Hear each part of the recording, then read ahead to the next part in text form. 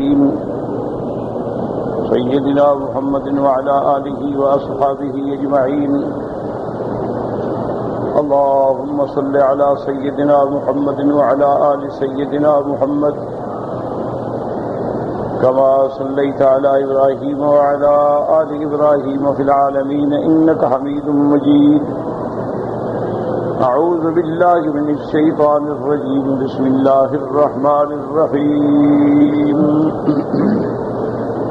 يا أيها الذين آمنوا اتقوا الله وقولوا قولا سديدا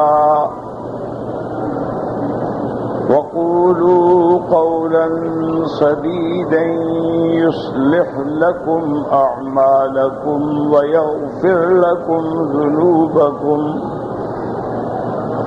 ومن يطع الله ورسوله فقد فاز فوزا عظيما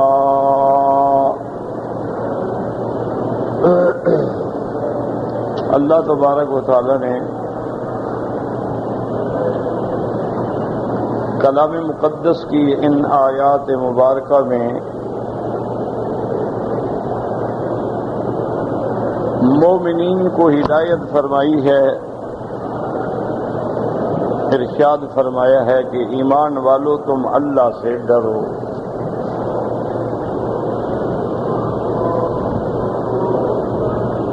اصل میں جیسے آپ الحمدللہ پڑھ چکے ہیں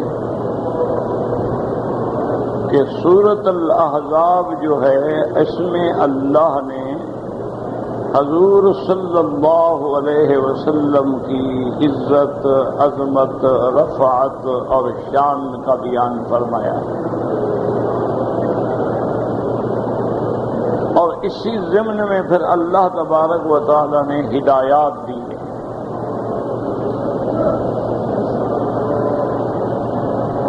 کیونکہ ان کا تعلق ایمان سے ہے تو ہر جگہ یہی حکم آیا، یا ایھا الذین آمنوا، یا ایھا الذین آمنوا۔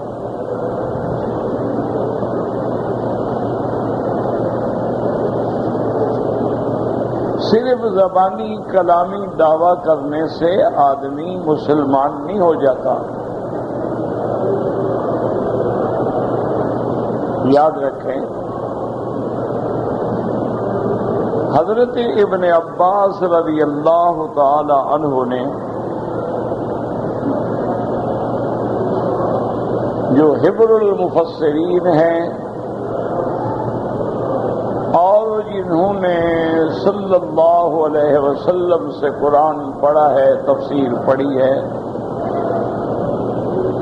انہوں نے ارشاد فرمایا کہ اللہ نے قرآن پاک میں مومنین کی جو صفات ذکر کی ہیں وہ 3 صورتوں میں ذکر کی ہیں۔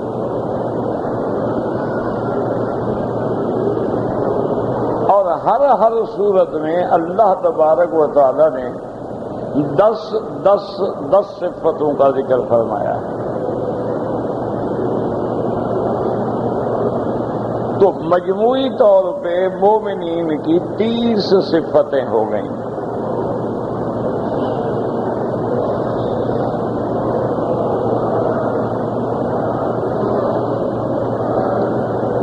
اب مقصد یہ ہے کہ ہر بندہ قرآن مقدس کی ان آیات میں غور کر کے پھر اپنا امتحان کرے کہ ان 30 میں سے میرے پاس کتنے نمبر ہیں، میں فیل ہوں، کامیاب ہوں، ناکام ہوں۔ اور ان صفات کا ذکر جو ہے اللہ کے قرآن میں ہے، یعنی جس میں کوئی شبہ نہیں۔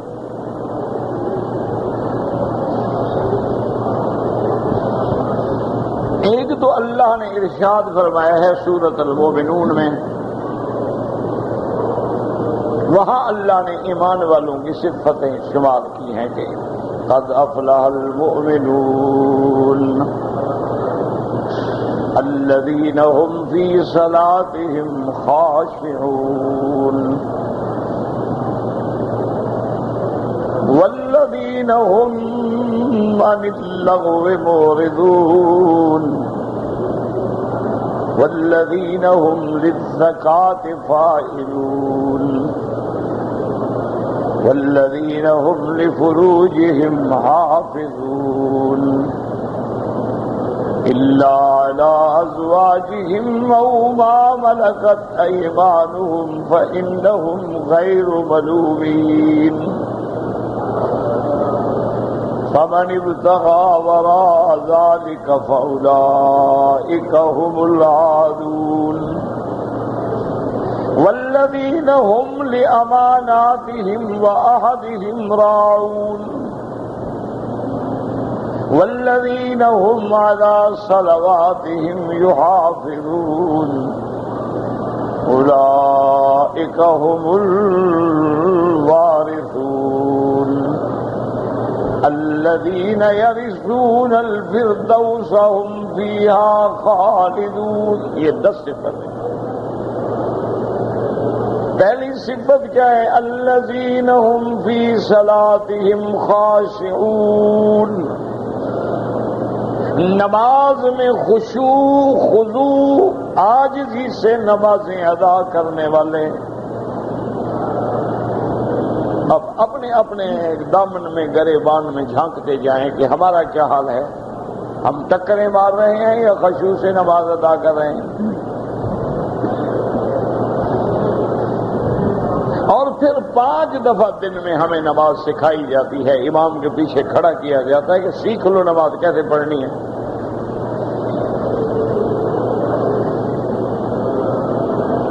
اور دوسرا فرمایا والذین هم عن اللغو. جو لغو کام ہیں، بے حیائی کے کام ہیں، بیکاری کی باتیں ہیں، ان سے اعراض کرنے والے ہیں. مومن ادھر توجہ بھی نہیں کرتا.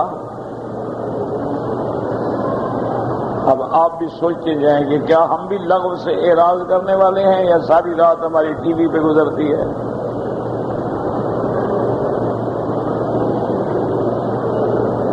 والذین هم للزکاة فاعلون. اگر اللہ نے دولت دی، صاحب نصاب بنایا تو زکوٰۃ کے ادا کرنے والے. ہر آدمی ہر صفت پہ غور کرتا جائے کہ میرے پاس کتنا پیسہ ہے، کتنا دولت ہے، کتنا زکوٰۃ دیتا ہوں. میرے پاس زمین ہے، کتنی گندم ہوتی ہے، کتنی کپاس ہوتی ہے، کتنا اجناس ہوتی ہیں، کتنا عشر دیتا ہوں.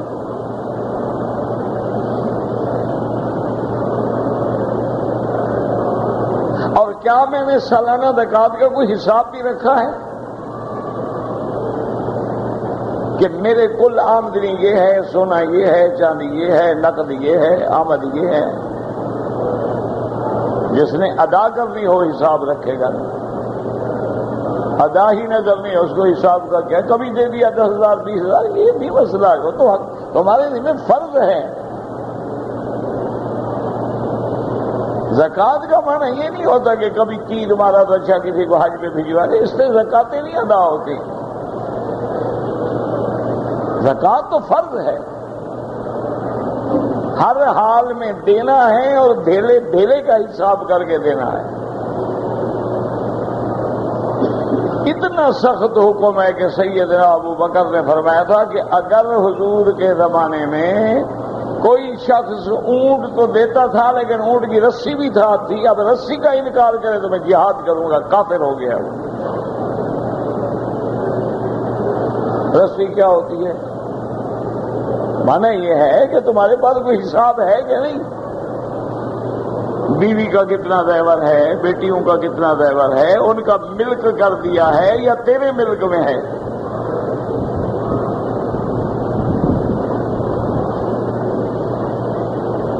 تو یہ ایمان والوں کی صفت ہے. اب نمبر اپنے خود لگاتے جائیں، نماز کے بھی، اعراض کے بھی اور زکوٰۃ کے بھی. والذین هم لفروجهم حافظون. مرد ہیں یا عورت ہے، اپنے شرمگاہوں کی حفاظت کرنے والے کہ حلال کے سوا حرام کی تصور ہی نہیں.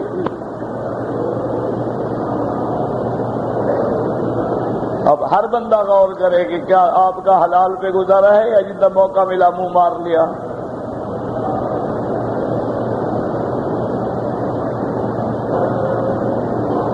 صرف حلال کیا ہے؟ الا علی ازواجہم، صرف بیویاں. ایک نکاح کر لو، زیادہ طاقت خدا نے دی ہے، دولت دی ہے، 2 کر لو، 3 کر لو، 4 کر لو، حرام ضرور کرنا ہے.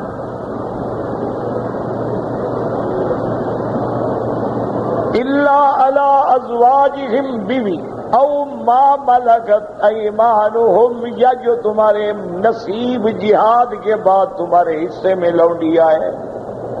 جب جہاد نہیں، لونڈی بھی نہیں.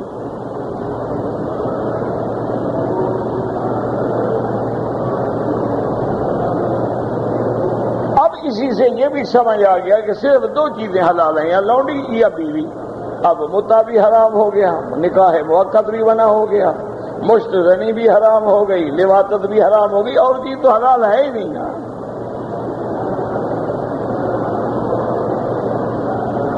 فمن ابتغى وراء ذلك فأولئك هم العادون. اور جو اپنی بیوی کے علاوہ اور اپنی مملوکہ کے علاوہ ادھر ادھر منہ مارتے ہیں، وہ ظالم ہیں، وہ تجاوز کرنے والے ہیں. یہ بھی ایمان کی صفت. والذین هم لأماناتهم وعہدهم راعون. اور جو امانت کی وفا کرنے والے، اپنے وعدے کو پورا کرنے والے. اگر کسی نے امانت رکھی ہے، محفوظ ہے، زبان دی ہے، بات کی ہے، بات بھی امانت ہوتی ہے، اس کی اجازت کے بغیر آپ دوسری جگہ نہیں کر سکتے. المجالس بالامانات، مجلس میں جو بات ہو رہی امانت ہے. ہاں دین کی تبلیغ ہے، وہ الگ بات ہے، وہ تو ہم نے کرنی ہے، پہنچانی ہے.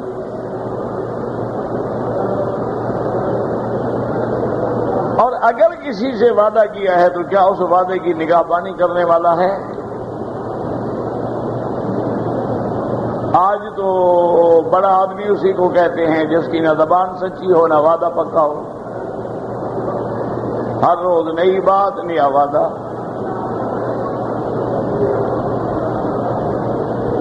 اب پھر آتا ہے والذین هم علی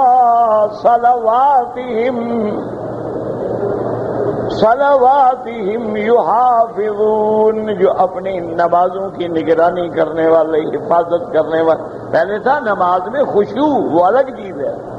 نمازوں کی حفاظت کیا مانا کہ 5 نمازیں اپنے اپنے وقت پہ ادا کرتے ہیں. یہ مانا نہیں کہ سورج نکلنے لگا، اچھا جلدی جلدی 2 رکعت پڑھ لو یار، وقت جا رہا ہے جلدی کرو نا، اللہ اکبر. سورج ڈوبنے سے پہلے پیلا ہونے لگا تو منافقوں کی طرح کھڑے ہو گیا، جلدی کرو جی سر پڑھیں، اللہ اکبر. سلام پھیرا، سورج ڈوب گیا. یہ منافقوں کی نماز ہے.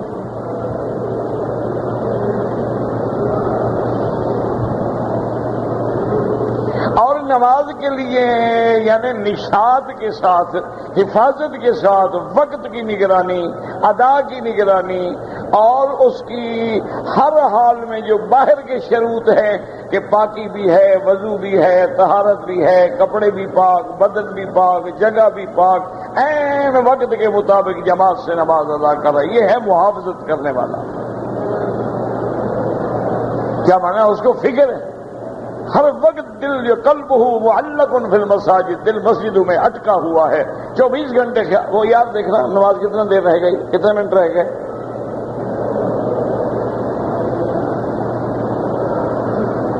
اب خود اندازہ کر لیں کہ ہم کتنی نمازوں کی حفاظت کرتے ہیں.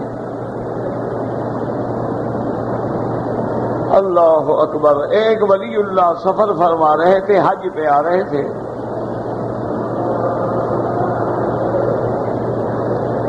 اتفاق ایسا ہوا کہ وضو کرنے میں تاخیر ہو گئی، جماعت کھڑی ہو گئی. تکبیر تحریمہ جو تھی، تکبیر اولا جو ہے تکبیر تحریمہ کہلاتی ہے، یاد رکھو. تحریمها التکبیر و تحلیلها التسلیم. جب اللہ اکبر مانا ہر چیز اب حرام ہو گئی ہم پہ. ادھر ادھر دیکھ رہا ہے، کھیل رہا ہے، کپڑے بنا رہا ہے، رومال ٹھیک کر رہا ہے، موبائل چیک کر رہا ہے. اب نکلیں گے کب؟ جب سلام کہیں گے السلام علیکم ورحمۃ اللہ، السلام علیکم ورحمۃ اللہ، اب تحلیل ہو گئی، اب ہم یعنی اس پابندی سے چھوٹ گئے۔ ان کی صرف تکبیر تحریمہ جو ہے وہ رہ گئی، نماز میں مل گئے، پہلی رکعت مل گئی، لیکن تکبیر تحریمہ رہ گئی۔ نماز پڑھنے کے بعد کافی دیر روتے رہے اور ساتھیوں سے کہا کہ بھئی آپ حج پہ جائیں، میں تو واپس جاتا ہوں۔ میں نے کہا حضرت کیا ہو گیا؟ انہوں نے کہا بھائی نفلی حج ہے، اب نمازوں میں بھی ہم سے غفلت ہونے لگ گئی تو پھر حج پہ جانے کا کیا فائدہ ہوگا؟ میری آج تکبیر تحریمہ چلی گئی ہے تو میں کیا حج کیا کروں گا؟ میں حج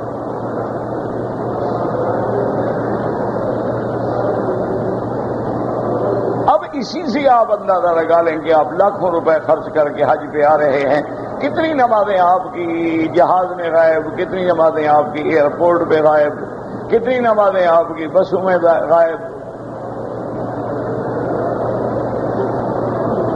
اور مجبوری تھی تو کیا آپ نے پھر قضا کا اہتمام کیا؟ اچھا سو جاؤ یار، وہ تھکے ہوئے ہیں، ٹوٹ گئے پھوٹ گئے، اٹھیں گے نماز پڑھنے، یعنی اللہ کا کام تو کوئی اتنا ضروری ہے نہیں نا، وہ بعد میں دیکھا جائے گا، پھر اپنا تو کر لینا فکر۔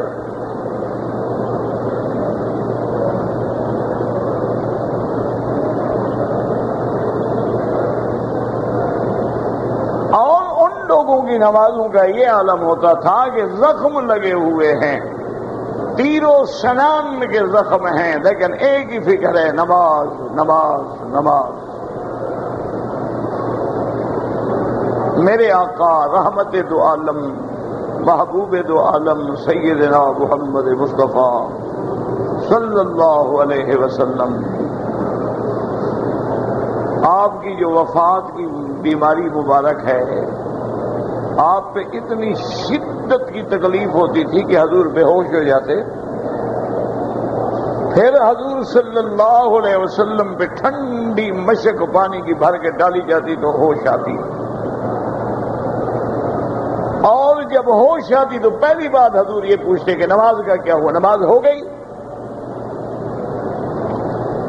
تو بیویوں نے عرض کیا حضور آپ صحابہ تو انتظار میں ہیں، کیسے نماز ہو جائے؟ پھر بے ہوش ہو جاتے، پھر مشکیلیں ڈالے جاتے، پھر پوچھتے ہاں نماز؟ انہوں نے کہا حضور انتظار میں ہے۔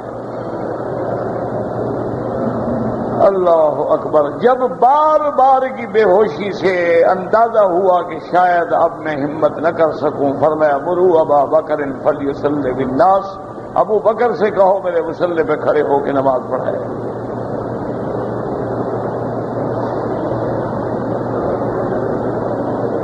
اچھا یہ آرڈر ہو گیا، لیکن حضور کو اس کے بعد ہوش آ گیا، ذرا طبیعت سنبھل گئی، آپ نے فوراً بلایا حضرت عباس کو اور حضرت فضل کو، ان کے کندھوں پہ ہاتھ رکھا کہ مجھے مسجد لے جاؤ، میری جماعت نہ رہ جائے۔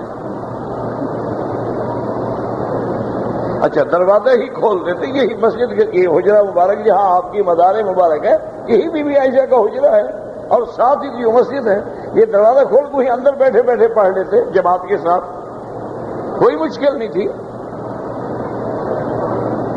لیکن فرمایا کہ نہیں مجھے جماعت میں جانا ہے، اور بی بی عائشہ فرماتی ہے تخط قدم رسول اللہ، فرماتی ہے حضور کے قدم جو تھے وہ زمین پہ نہیں آتے تھے، لکیر کھینچتے ہوئے جا رہے تھے، یعنی پاؤں میں طاقت نہیں رکھی تھی کہ پورا پاؤں رکھ سکیں، بلکہ پاؤں کام نہیں کر رہے تھے، تو ایسے معلوم ہوتا تھا کہ لکیر کھینچتی چلی جا رہی ہے۔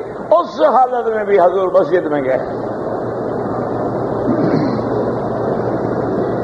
آج پوچھے کہتے ہیں وہ تھوڑا سا مجھے سر میں درد تھا، ذرا موڈ ٹھیک نہیں تھا، بس وہ میں پھر 2 گولیاں پناڈال کی کھا کے سو گیا، پھر اتفاق ہے پھر نیند جو آئی وہ لیٹ اٹھی، انہوں نے کہا چلو کل پڑھ لیں گے، نماز کیا ہے۔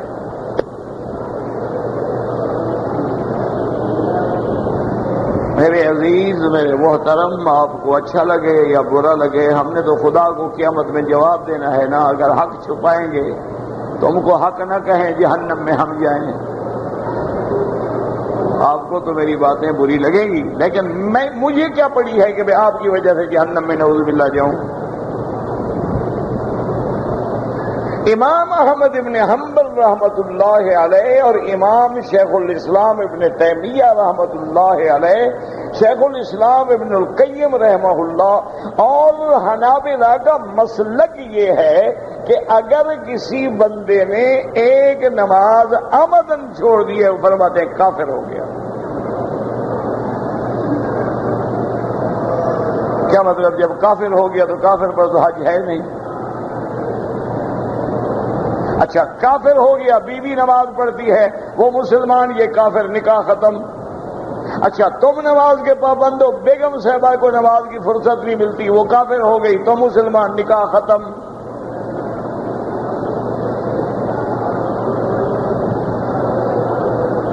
ٹھنڈے دل سے گھر میں جا کے غور کریں۔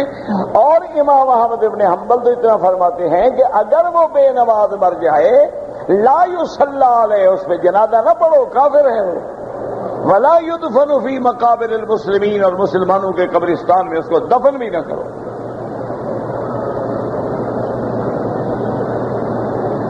اسی لیے حنابلہ سے جب کوئی مسئلہ پوچھتا کہ حضرت میرا ابا فوت ہو گیا ہے، میں نے اس کا حج بدل کرنا ہے، تو پہلی بات یہ پوچھتے تھے وہ نمازی تھا؟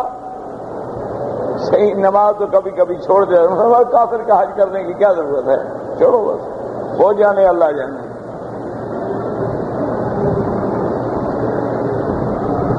یہ تو باقی تین امام کہتے ہیں یہ وہ فاسق ہے، فاجر ہے، بہت بڑا گناہ ہے، اور اس نے ایسا گناہ کیا ہے ہو سکتا ہے اس کو کفر تک لے جائے لیکن کافر نہیں ہوا۔ یہ تو باقی تین اماموں کا فتویٰ ہے، لیکن حنابلہ کے نزدیک تو کافر ہو گیا۔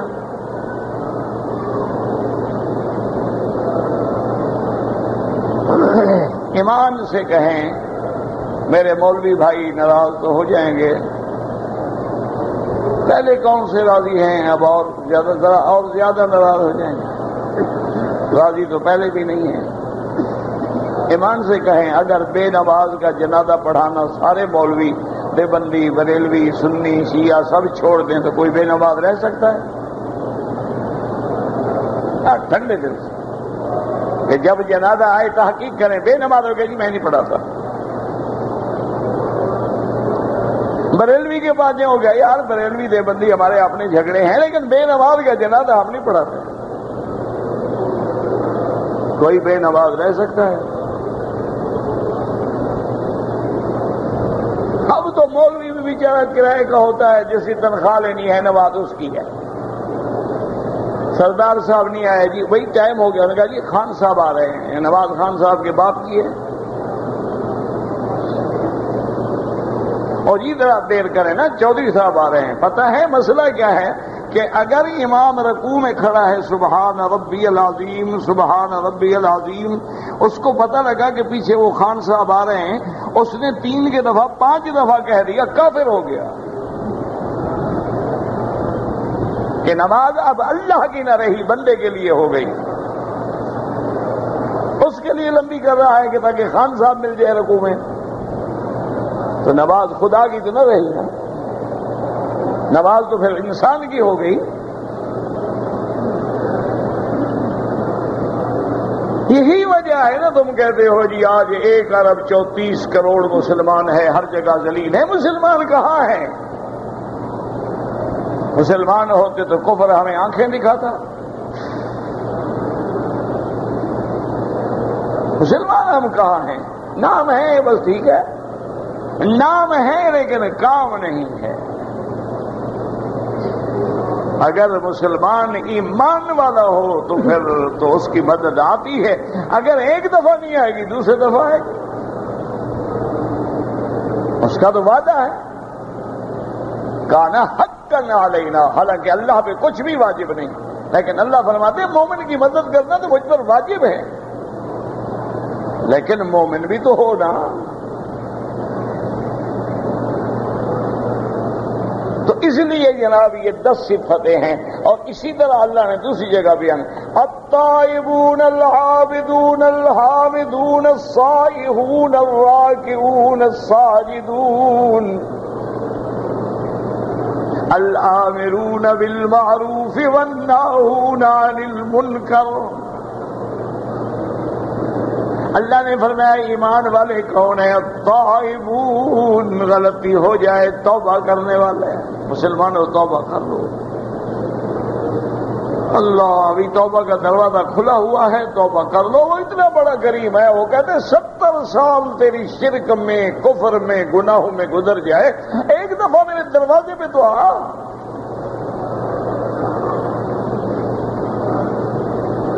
سچے دل سے توبہ تو کر۔ اور جب بھٹکا ہوا، بکھرا ہوا، اجڑا ہوا، گناہوں میں لتھڑا ہوا مسلمان توبہ کرتا ہے، حدیث میں آتا ہے للہ افرح بتوبت عبد، اللہ خوش ہوتے ہیں اور فرماتے ہیں ملائکہ ادھر آؤ، دیکھو عالم عبدی ان لہ رب سیغفر الذنوب، میرے بندے کو پتہ چل گیا ہے کہ میرا بھی کوئی مالک ہے معافی دینے والا، گواہ ہو جاؤ میں نے معاف کر دیا۔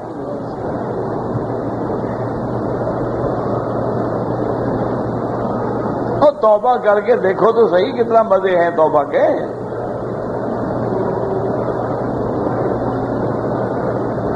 توبہ کر کے دیکھو، لیکن توبہ کے لیے شرط ہے، یہ توبہ نہیں یا اللہ میری لاکھ توبہ، میری لاکھ توبہ، لاکھ توبہ، 10 لاکھ توبہ، 2 کروڑ توبہ، 8 کروڑ توبہ، سگریٹ کی ڈبی جیب میں ہے، تازہ کلین شیو ہے، اللہ میری ہر چھوٹے بڑے گناہ سے توبہ۔ یہ تو اللہ کے عذاب کو دعوت دینے والی بات ہے، یہ کوئی توبہ شوبہ نہیں۔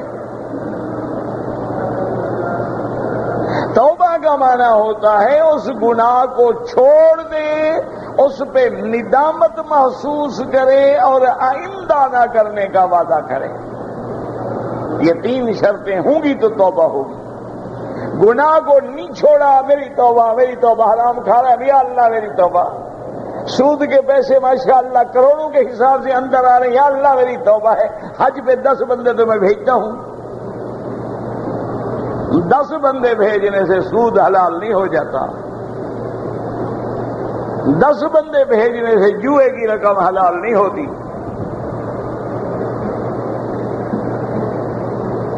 یہ اور اللہ کے غضب کو چیلنج ہے کہ مولا پیسہ حرام کا ہے، بندوں کو دے کے تیرے دروازے پہ بھیج رہا ہوں، لوگ کہیں سیٹھ ہمارا اتنا سخی ہے اپنی کمپنی سے ہر دفعہ 10 بندوں کو عمرہ کرواتا ہے، وہ کمپنی جو کروڑوں حرام کھاتی ہے وہ کہاں جا رہا ہے؟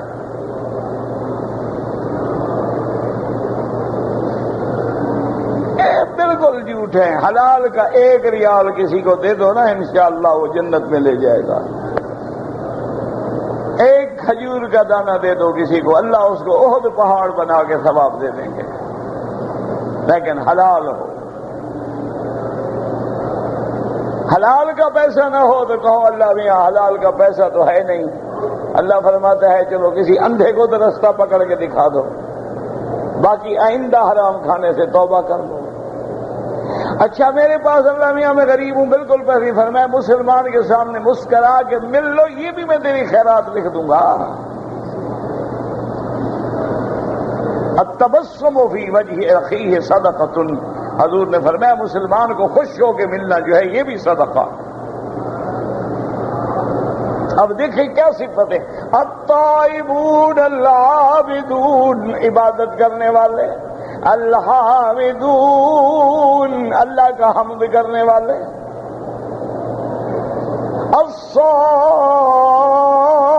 الصائحون، الطائبون العابدون الصائحون، الراکعون، روزے رکھنے والے، رکوع کرنے والے، سجدہ کرنے والے۔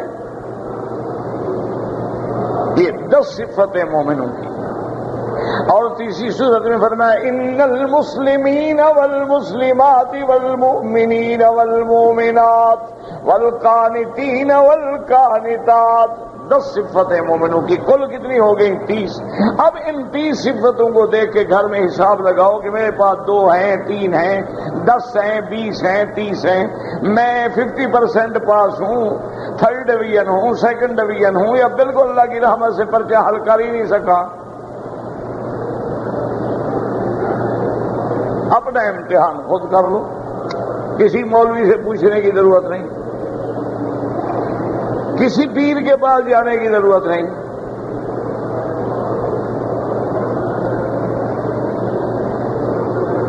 تو اس لیے اللہ ہر جگہ حکم دے یا ایھا الذین آمنوا اتقوا اللہ، ایمان والو اللہ سے ڈرو۔ جو اللہ سے ڈرتا ہے، جس کے دل میں اللہ کی عظمت ہے، اللہ کی بڑائی ہے، جس کو ڈر ہے کہ میں نے کل اللہ کے دربار میں کھڑے ہونا ہے، ایمان سے کہیں وہ گناہ کرے گا؟ سیدھی بات، کھری بات۔ اس لیے مین چیز کیا ہے؟ تقویٰ۔ اسی لیے قرآن کہتے ہیں ذالک الکتاب لا ریب فیہ ھدی للمتقین۔ اللہ فرماتے ہیں میرے قرآن میں کوئی شک نہیں، یہ شبہ سے پاک ہے، شک سے پاک ہے، یہ نقص سے پاک ہے، یہ عیب سے پاک ہے، ہر چیز ہر حال میں کامل مکمل ہے، لیکن ہدایت ہے ان کی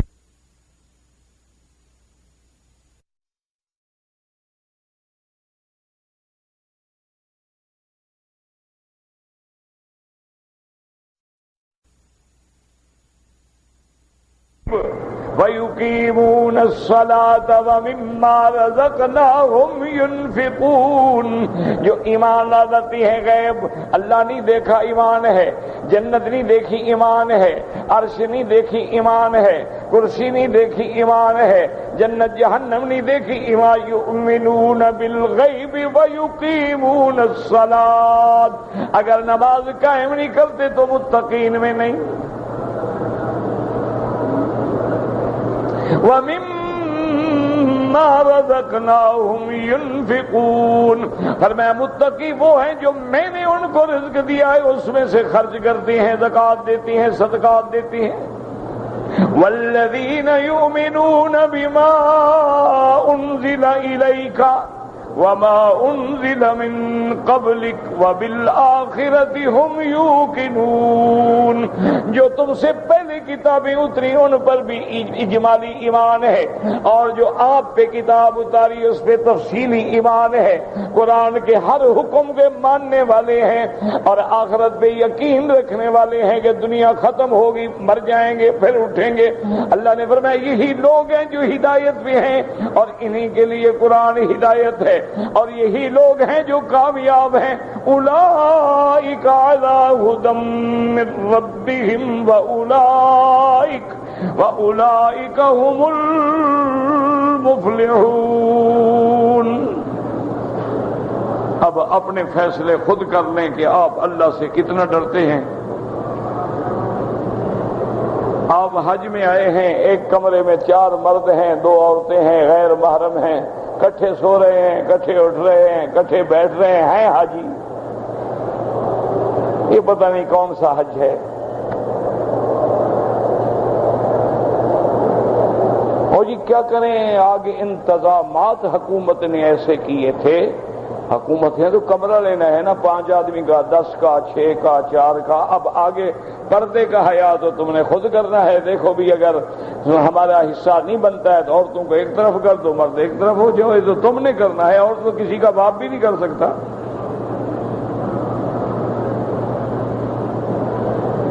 یہ ڈیوٹی تو تمہاری ہے کہ بھائی ناراض نہ ہونا، حج پہ آئے ہیں، خواتین کو الگ کر دو، مرد الگ ہو جائے، نہ ان بیچاریوں کو پریشانی ہو نہ ہمیں پریشانی۔ یہ تو تمہارا کام ہے، یہ تو دنیا کی کوئی طاقت۔ ہاں، یا پھر تم اتنے بڑے آدمی ہو گئے، تم نے کمرہ ہی ڈبل بیڈ لیا ہے، اس میں اور بندہ ہی نہیں، الگ بات ہے، اور یہ ہو نہیں سکتا، مکان مہنگے ہوتے ہیں۔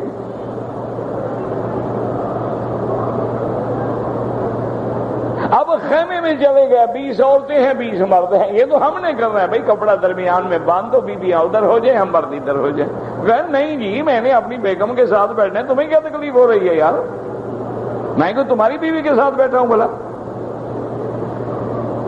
بیٹھا اپنی بیوی کے ساتھ ہے، آنکھیں تیری بیوی پر ہیں۔ یہ حاجی ہے، کون کہتا ہے میلہ ہے، میلہ رونق پہ آئے ہیں، پکنک ہے، انشاءاللہ منا کے گھر چلے جائیں گے۔ جیسے آئے تھے اسی طرح بدھو گھر کو لوٹ جائے گا، بے نمازی بے نمازی، داڑھی منڈا، چور چور، فاسق فاسق، فاجر فاجر، جھوٹ بولنے والا، بلکہ انشاءاللہ وہ نمبر تیز ہو جائے گا، لوگ اعتبار کریں گے حاجی اب نہیں لوٹے گا، پہلے 10 روپے لیتا تھا اب 20 لے گا انشاءاللہ، جب آتے ہوئے لبیک اور جاتے ہوئے بلیک، حج بات مبارک ہو گیا ماشاءاللہ۔ اور اس سے بہتر ہے گھر بیٹھے رہو بس، نہ اللہ کو دھوکہ دو اور نہ مسلمانوں کو دھوکہ دو، آئے ہو تو پھر حاجی بنو، اللہ لایا ہے تو بس فیصلہ کر لو، مولا جو گناہ ہو گئے، اب تو نے اپنا گھر دکھا دیا، بات ختم ہو۔ اب مولا ہم تیرے گھر میں آ گئے ہیں، یہ محبت الوحی ہے، یہ مشرق النور ہے، یہ مرکز ہدایت ہے، مولا یہاں سے کھوٹا کر کے نہ بھیجنا، ورنہ پھر ہمیشہ کے لیے ہم کھوٹے ہو گئے۔ بس اب فیصلہ کر لو تو پھر انشاءاللہ لبیک کہو گے، آواز آئے گی مانگو میرے بندے کیا مانگتے ہو۔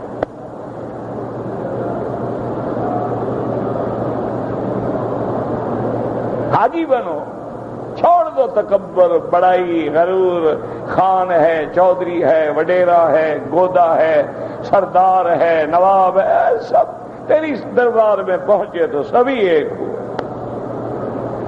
بندہ و محتاج و غنی ایک ہوئے، اور تیری دربار میں پہنچے تو سبھی ایک ہوئے۔ کتنے خوش نصیب ہو آج تم وہاں سجدے کر رہے ہو جہاں محمد مصطفیٰ نے سجدہ کیا۔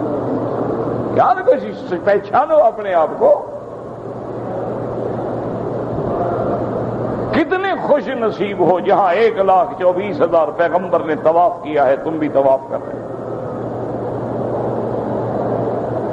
اللہ نے تمہیں یہ شرف بخشا ہے تو لاج رکھو اس کی،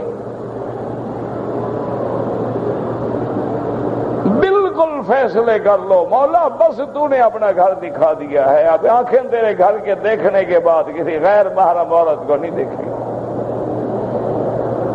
آنکھیں جھکا لیں گے، کوئی مسئلہ ہی نہیں ہے، بس نظر جھکانا سیکھ لو، سب کچھ مل گیا۔ وہ ہمارے استاد ہوتے تھے، وہ مثال دیتے تھے، وہ کہتے تھے مولوی مکی اوپر ٹینکی بھری ہوئی ہو پانی کی، ماشاءاللہ 2000 گیلن کی ٹینکی ہو، اور ایک ٹوٹی تھوڑی سی لیکیج ہو جائے تو انشاءاللہ 1 دن 2 دن میں ٹینکی ختم ہو جائے گی۔ انہوں نے کہا بیٹا یہی لیکیج ہے، سارا دن نمازیں پڑھتے ہو، غیر محرم عورت پہ جب نظر پڑتی ہے نیکی کی لیکیج ہو کے نیکی دھڑم سے نکل جاتی ہے، جب باہر جاتے ہو تم خالی ہوتے ہو، بس نظروں کا کنٹرول کر لو، باقی سب ٹھیک ہے۔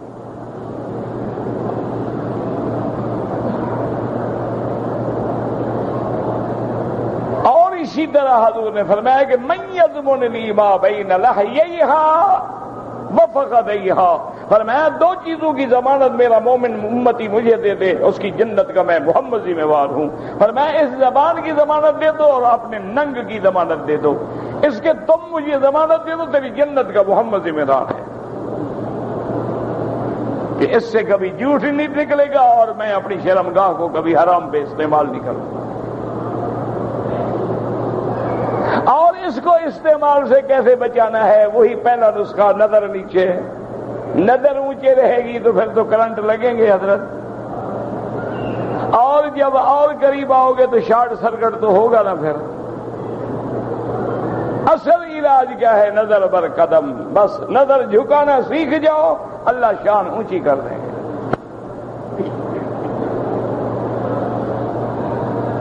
تو یہ مومنوں کی صفت ہے۔ اب دیکھیں یہاں کیا حکم ہے کہ یا ایھا الذین آمنوا اتقوا اللہ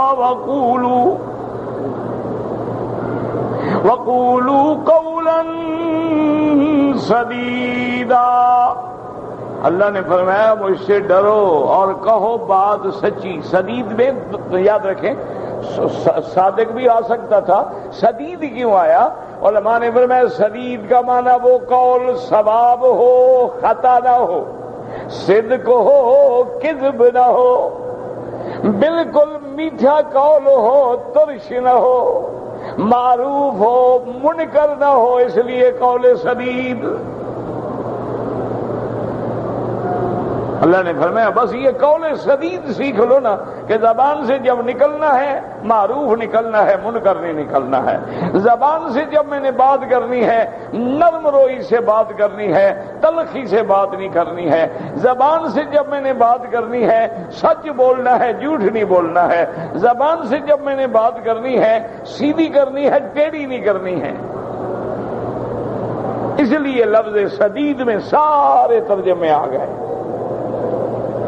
کہ سچ ہو شائبہ بھی نہ ہو کذب کا، ثواب ہو شائبہ بھی نہ ہو خطا کا، معروف ہو شائبہ بھی نہ ہو منکر کا۔ یہ قول سدید ہے۔ اور جب تم اس کو ٹھیک کر لو گے زبان کو، پھر کیا ہوگا؟ یصلح لکم اعمالکم، تمہارے باقی عمل ہم ٹھیک کر دیں گے۔ اللہ نے فرمایا بس زبان کو تم ٹھیک کر لو، باقی تیرے ہاتھ پاؤں سب میں ٹھیک کر لوں۔ دیکھو نا ایمان سے کہو، جب زبان سے کسی کو گالی نہ دو گے ہاتھ ہلانے کی ضرورت پڑے گی؟ گالی دو گے تو تم بھی مارو گے، وہ بھی مارے گا، وہ بھی بھاگے گا، تم بھی بھاگو گے، وہ بھی ٹکرے گا، سارا بدن کام کر لگ گیا نا۔ اچھا زبان سے صحیح لفظ ہے تو باقی بدن سارا ٹھیک ہو گیا۔ یصلح لکم اعمالکم، تمہارے دین دنیا سب ٹھیک ہو جائیں گے۔ وَيَغْفِرْ لَكُمْ ذُنُوبَكُمْ، اور جو پہلے گناہ ہو گئے غلطیاں ہو گئی وہ بھی بخش دوں گا۔ اور کامیابی کا رستہ کیا ہے؟ وَمَن يُطِعِ اللَّهَ وَرَسُولَهُ فَقَدْ، جس شخص نے اللہ کے رسول کی اطاعت کی، فقد فاز فوزا عظیما، وہ بہت بڑی کامیابی حاصل کر گیا۔ لیکن شرط یہ ہے اللہ کی بھی اطاعت ہو اور اللہ کے نبی کی بھی۔ یہ کیوں کہا کہ نماز کس نے فرض کی؟ اللہ نے، لیکن عشاء کی 4 رکعتیں کس نے سمجھائیں؟ رسول اللہ نے۔ تو اگر دونوں کی اطاعت نہ ہو تو پھر تو کچھ بھی نہیں ہوگا۔ زکوٰۃ کا حکم اللہ نے دیا کہ زکوٰۃ دو، لیکن نصاب کس نے سمجھایا کہ 7.25 تولے سونا ہو یا 52.5 تولے چاندی ہو، یا کچھ سونا ہے کچھ چاندی ہے، 52.5 تولے کی قیمت بن گئی ہے؟ یہ حضور نے سمجھایا۔ اس لیے اللہ نے فرمایا یہ نہیں کہ صرف میری اطاعت و رسول کی نہ ہو، یا رسول کی ہو خدا کی نہ ہو، رسول کو خود خدا بنا لو، اطاعت دونوں کی کرنی ہو۔ وَمَن يُطِعِ اللَّهَ وَرَسُولَهُ، اب دیکھیں اللہ نے قرآن میں حکم دیا لوگوں حج کرو، لِلَّهِ عَلَى النَّاسِ حِجُّ الْبَيْتِ۔ اب حج کون سمجھائے گا؟ حج افراد ہے، حج قران ہے، حج تمتع ہے، احرام ہے۔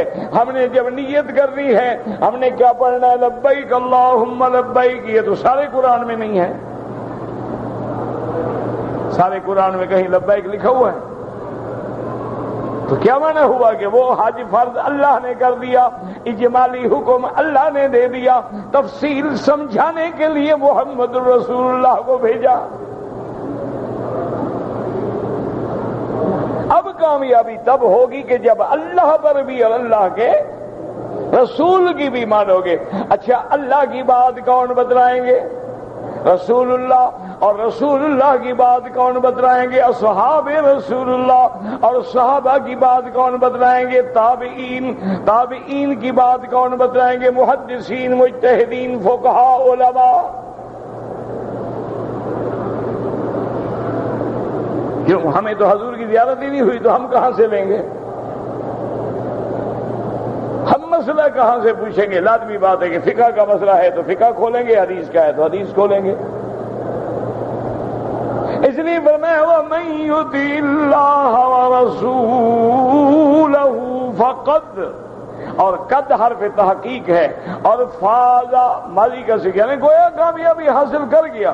اور صرف فوزا نہیں، فرمایا فوزا عظیما، اور جس کو وہ عظیم خود کہے بڑی کامیابی وہ کتنی بڑی ہوگی۔ اب اس پر مفسر رحمت اللہ علیہ اپنی تفسیر بیان فرماتے ہیں یقول تعالی امرا عبادہ المؤمنین بتقواہ، اللہ حکم دیتے ہیں اپنے بندے مومنین کو کہ اللہ سے تقوی ڈرو، وان یعبدوہ عبادۃ من کانہ یراہ، اور اللہ کی ایسی عبادت کرو گویا تم خدا کو دیکھ رہے ہو۔ اگر یہ مرتبہ حاصل نہ ہو فانہ یراک، وہ تمہیں دیکھ رہے ہیں۔ قولا سدیدا، سدیدا کا کیا معنی؟ فرمایا مستقیما، سیدھا، لا اعوجاج فیہ، جس میں ٹیڑھا پن کوئی نہیں، ولا انحراف، جس میں کوئی کجی نہیں۔ ووعدہم انہم اذا فعلوا ذلک اثابہم علیہ، اور اللہ نے وعدہ کیا کہ اگر تم یہ کر لو گے تو میں تمہیں ثواب دوں گا، اور وہ ثواب کیا ہوگا؟ یصلح لہم اعمالہم، ای یوفقہم للاعمال الصالحہ وان یغفر لہم الذنوب الماضیہ، اللہ تمہیں اعمال صالحہ کی توفیق دیں گے، اور جو پہلے زمانے میں پہلے دور میں غلطیاں ہوئی ہیں اللہ ان غلطیوں کو بھی معاف فرما دیں گے، اصلاح فرما دیں گے۔ وما قد یکن منہم فی المستقبل یلہمہم التوبۃ منہ ثم قال تعالی، اور اگر آنے والے دور میں تم سے غلطی ہوگی تو اللہ تیرے دل میں پہلے ڈال دیں گے کہ میرے بندہ یہ گناہ ہے، یہ گناہ ہے، یہ غلطی ہے، نہ کرنا نہ کرنا۔ وَمَن يُطِعِ اللَّهَ وَرَسُولَهُ فَقَدْ فَازَ فَوْزًا عَظِيمًا، اور وہ کامیابی کیا ہے؟ وَذَلِكَ أَنَّهُ يُجَارِ مِن نَارِ الْجَحِيمِ مِنَ النَّعِيمِ الْمُقِيمِ، اللہ تمہیں جہنم سے پناہ دیں گے، اللہ تمہیں جنت میں داخل کریں گے۔ قال ابن ابي حاتم حدثنا ابي قال حدثنا ابن عوف قال حدثنا خالد بن ابي موسى الاشعري رضي الله تعالى عنه قال صلى بنا رسول الله صلى الله عليه وسلم صلاة الظهر فلما انصرف اوما الينا بيده فجلسنا۔ ابی موسیٰ اشعری روایت کرتے ہیں، فرماتے ہیں کہ ہمارے آقا نے رحمت دو عالم نے ظہر کی نماز پڑھائی، جب آپ نے نماز پڑھا لی تو ہمیں اپنے ہاتھوں سے اشارہ فرمایا کہ بیٹھ جاؤ بیٹھ جاؤ، ہم سارے بیٹھ گئے۔ وقال ان اللہ تعالی امرنی، میرے اللہ نے مجھے حکم کیا ہے، آمرکم، تاکہ میں تم کو حکم کروں، ان تتقوا اللہ، اللہ سے ڈرو، وتقولوا قولا سدیدا، اور جب بات کرو سچی بات کرو۔ ثم اتى النساء، اس کے بعد حضور عورتوں کے مجمع کی طرف تشریف لے گئے، اور آپ نے فرمایا ان اللہ امرنی ان آمرکن، میرے اللہ نے حکم دیا ہے کہ میں تم کو حکم کروں، ان تتقین اللہ، اللہ سے ڈرو، وتقلن قولا سدیدا، اور جب بھی بات کرو سچی بات کرو، جھوٹ نہ کہو۔ وقال ابن ابی الدنیا فی کتاب التقوی حدثنا محمد بن عباد بن موسیٰ قال حدثنا عبد العزیز بن عمران الزہری قال حدثنا عیسیٰ ابن سامورة عن هشام بن عروة عن أبيه عن عائشة رضي الله تعالى عنها قالت قال رسول الله صلى الله قالت قام رسول الله صلى الله عليه وسلم على المنبر، بی بی عائشہ فرماتی ہیں حضور منبر پہ کھڑے ہوئے اور میں نے سنا فرما رہے تھے، یا ایھا الذین آمنوا اتقوا اللہ وقولوا قولا سدیدا، الآیہ غریب جدا۔ وروى عبد الرحیم بن زید بن نبی محمد بن کعب بن عباس موقوفا من سرہ ان یکون اکرم الناس فلیتق اللہ، جو بندہ یہ چاہے کہ لوگوں میں میری اللہ عزت بنا دے تو اللہ سے ڈرے، گناہ چھوڑ دے اللہ عزت والا بنا دیں گے۔ اسی سے اندازہ کر لیں کتنے اولیاء اللہ گزرے ہیں، نہ گھر ہے نہ دولت ہے نہ دنیا، ساری دنیا احترام کرتی ہے، کیوں؟ انہوں نے اللہ سے ڈرنا سیکھا، لوگوں کے دل میں اللہ نے ان کی عزت ڈال دی۔ قال اکرمہ القول السدید، حضرت اکرمہ فرماتی ہے کہ قول سدید کیا ہے؟ فرمایا لا الہ الا اللہ، وقال غیر السدید، سدید مانا صدق سچا، وقال مجھے السداد سچا، وقال غیر هو الصواب والکل حق، بعض نے کہا سچا ہو، بعض نے کہا ثواب ہو، بعض نے کہا مستقیم ہو، لیکن سارے ترجمے میں ٹھیک ہے کہ قول سدید اس کو کہتے ہیں جو سچا ہو، جس میں جھوٹ کا شبہ نہ ہو، مستقیم ہو، جس میں ٹیڑھا ٹیڑھا پن نہ ہو اور قول ثواب ہو جس میں خطا نہ ہو. اللہ آپ کو بھی مجھے نصیب فرمائے. وَأَن يَجْعَلَ آخِرُ كَلَامِنَا لَا إِلَٰهَ إِلَّا اللَّهُ مُحَمَّدٌ رَّسُولُ اللَّهِ. یا اللہ آخری وقت میں زبان پہ جاری ہو کلمہ مبارک. اللہم صلی علی سیدنا محمد.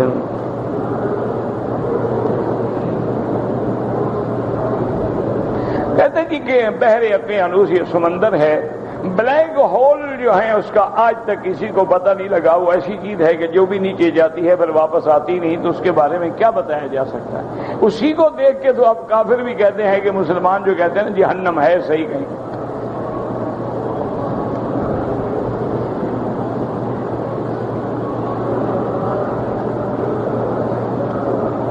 اگر عمرہ کرتے ہوئے کسی آدمی کی ریڑھی لگ گئی اور مجھے زخم آیا، خون نکل آیا، کوئی جرمانہ نہیں، کوئی بات نہیں. خون بھی آپ کا نکلے، شریعت سزا بھی آپ کو، تو یہ اچھی بات ہے. یہ سمجھتے ہیں دم نکل آیا تو دم پڑ گئی، اچھی بات ہے. بھائی کیوں دم نکل آیا؟ اور تمہیں چوٹ لگی ہے، تم قابل معافی ہو، قابل رحم ہو کہ تم پہ دم پڑ جائے. کچھ بھی نہیں ہوتا، کوئی دم شم نہیں. کعبۃ اللہ کو چومنا جو ہے وہ منع ہے.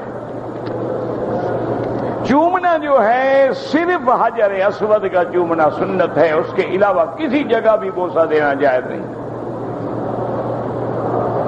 اصل میں مسلمان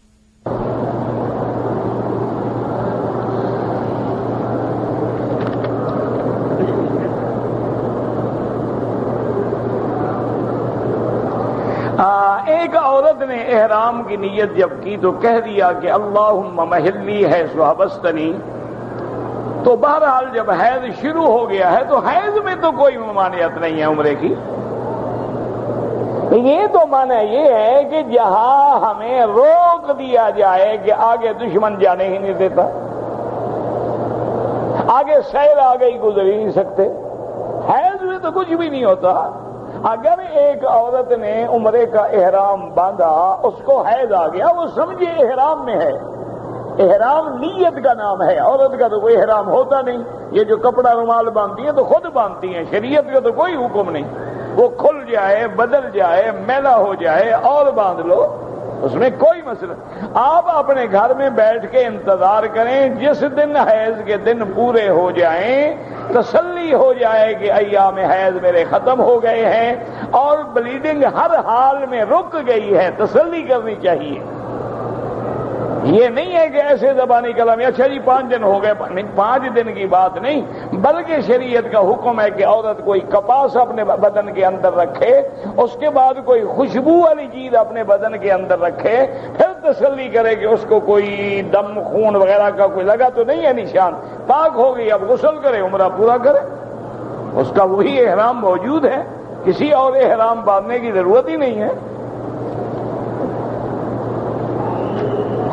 ہم مدینہ منورہ سے واپس آئیں گے اور احرام باندھیں گے تو جو 2 رکعت پڑھیں گے وہ تو سنت ہے، پڑھیں نہ پڑھیں کوئی ضروری نہیں.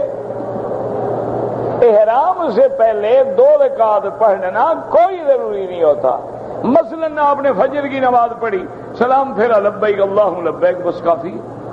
اچھا ایسے ٹائم میں پہنچے، عصر کے بعد پہنچے، آپ مغرب تک نماز نہیں پڑھ سکتے، کوئی نماز پڑھنے کی ضرورت نہیں، لبیک اللہم لبیک بس آ جائے.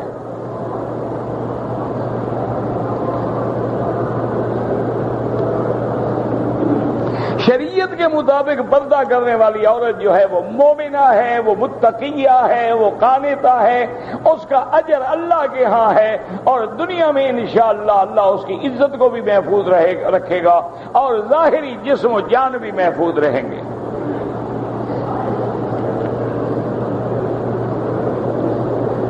ویسے ہمارے لوگ عجیب ہوتے ہیں، ایک دودھ ہو نا تو کوئی آ رہا ہو نا، کہتے ہیں اس کے اوپر یہ برتن رکھ دو یار نظر نہ لگ جائے. 6 فٹ کی لاش کو نظر نہیں لگتی، اس کو تو نظروں سے نہیں بچے. تو الٹا کہتے ہیں نہیں جی اپنا بدن کھول کے اللہ نے حسن دکھانے کے لیے دیا ہے نا. انا للہ و انا الیہ راجعون. فجر کی فرض نماز کھڑی ہو تو کچھ لوگ نماز سنتیں پڑھنا شروع کر. افضل یہ ہے، اولا یہ ہے کہ نماز کھڑی ہے نماز میں مل جاؤ. جب جماعت سے فارغ ہو جاؤ تو کھڑے ہو کے 2 سنتیں پڑھ لو یا سورج نکلنے کے بعد پڑھ لو. ہاں ایک مسئلہ فقہا نے لکھا ہے کہ مثلا نماز کھڑی ہے، میں مسجد کے باہر ہوں دوسرے حصے میں اور مجھے یقین ہے کہ ہر حال میں مجھے 1 رکعت مل جائے گی، تو اگر وہ 2 رکعت پڑھ لے تو جائز ہے. لیکن وہ ٹکرے مارو گے نا اللہ اکبر اللہ اکبر اللہ اکبر، اس سے تو نہ پڑھنا بہتر ہے. وہ تو نماز ویسے ہوتی ہی نہیں. یاد رکھو یہ جو ٹکرے مارتے ہیں نا، حضور نے خود فرمایا ارجع فصلی فانک لم تصلی. آپ نے ایک صحابی کو دیکھا جلدی جلدی پڑھتے ہوئے، آپ نے جا کے پھر نماز پڑھو، تم نے نہیں پڑھی نماز.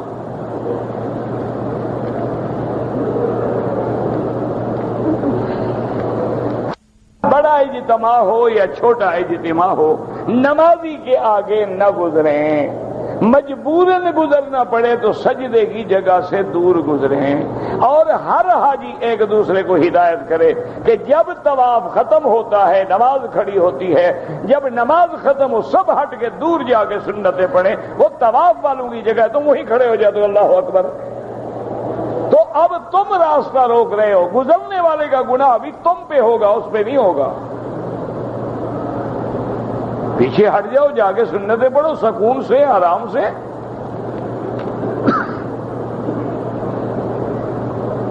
طائف سے آیا ہوں، میقات سے گزرا ہوں، میں نے احرام نہیں باندھا ہے، تو اب جائیں واپس وہاں سے جا کے احرام باندھ کے عمرہ کر لیں ورنہ دم دینی پڑے گی. جنازے کی نماز عورتوں کو بھی پڑھنی چاہیے. اگر عورتیں مر جائیں تو ان کا جنازہ پڑھنا چاہیے. تو ہم پڑھیں وہ کیوں نہ پڑھیں؟ ہم نے کوئی دشمنی کی ہے ان سے؟ یہ کیا مسئلہ ہے؟ مسئلے کو سمجھا کرو کہ عورت پہ نماز جنازہ فرض کفایہ نہیں ہے. یعنی گھر سے جنازہ پڑھنے کے لیے مسجد نہ آئے، نہ جنازہ گاہ میں آئے، اگر موجود ہے تو پڑھے. اس کو جنازے کے لیے آنا ضروری نہیں. تو دنیا میں کسی کا نہ ہو. میں نے کہا اللہ کے بندے ہوتے ہیں نہ ہو گے. نہیں حضرت آپ بتائیں. تیسرے دن جب میں تنگ آیا نا، میں نے کہا بیٹے کا نام ابلیس رکھ لو. کہتے کیوں؟ میں نے کہا اگر دنیا میں کسی نے بیٹے کا نام ابلیس رکھا ہو نا مجھے سزا دینا. میں نے تمہیں ایسا نام بتایا کسی کا بھی نہیں ہوگا. انسان بنو، تمہارے پاس نبیوں کے نام ہیں، صحابہ کے نام ہیں، اہل بیت کے نام ہیں، اور کافر تو نام ڈھونڈے، تمہیں کیا تکلیف ہے؟ تم تو دیکھیں نا، حتیٰ کہ ایک سند ہے ہماری، اس میں آتا ہے محمد ابن محمد ابن محمد ابن محمد ابن محمد ابن محمد. یعنی اس کا نام محمد، باپ کا نام محمد، دادے کا نام محمد، پردادے کا نام محمد، اس کے دادے کا نام محمد. اس کو اچھا نام لگا، سب کا رکھ دیا. حضور کا نام ہے اور اس سے اچھا کیا نام ہوگا؟ اسی لیے آپ دیکھیں کہ حضرت حسین ابن علی، ان کے بیٹے کا نام کیا؟ علی ابن الحسین. پھر ان کے بیٹے کا نام کیا؟ حسین ابن علی ابن الحسین ابن العلی. وہی نام رکھتے ہیں. یہ تو تمہارے پاس صحابہ کے نام ہیں، انبیاء کے نام ہیں. 25 نام تو قرآن میں نبیوں کے موجود ہیں. تمہیں نام ڈھونڈنے کی کیا ضرورت ہے؟ لیکن مرض ہو گئی ہے کہ نام انگریزی ہو، عربی ہو تو کوئی نیا ماڈرنائز قسم کے نام ہونے چاہیے. چونکہ یہ قوم کمپیوٹر کے زمانے میں پیدا ہوئی ہے نا، بڑی تیز رفتار نسل ہے. ایک ہمارے قاری تھے، ان کا نام ہی کمپیوٹر بن گیا تھا. بہت ہو گیا بیچارے، اللہ ان کی قبر پہ کروڑ رحمتیں برسے. عجیب آدمی تھا. یعنی آپ کہیں سے ایک آیت پڑھیں وہ بتلا دیتے تھے کہ یہ 26واں سپارہ ہے، سورت فلانی ہے، سطر فلانی ہے، صفحے کے اس طرف ہے یا اس طرف ہے. اس لیے ان کا نام پھر کمپیوٹر ہو گیا کہ یہ تو ماشاءاللہ پورے قرآن کا کمپیوٹر ہے.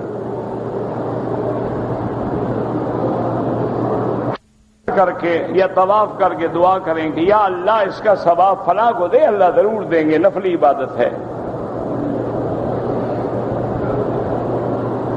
ایک آدمی کو 2000 ریال دیا نفلی حج کے لیے، اس نے دوسرے آدمی کو 1000 ریال دے کے حج کرا لیا.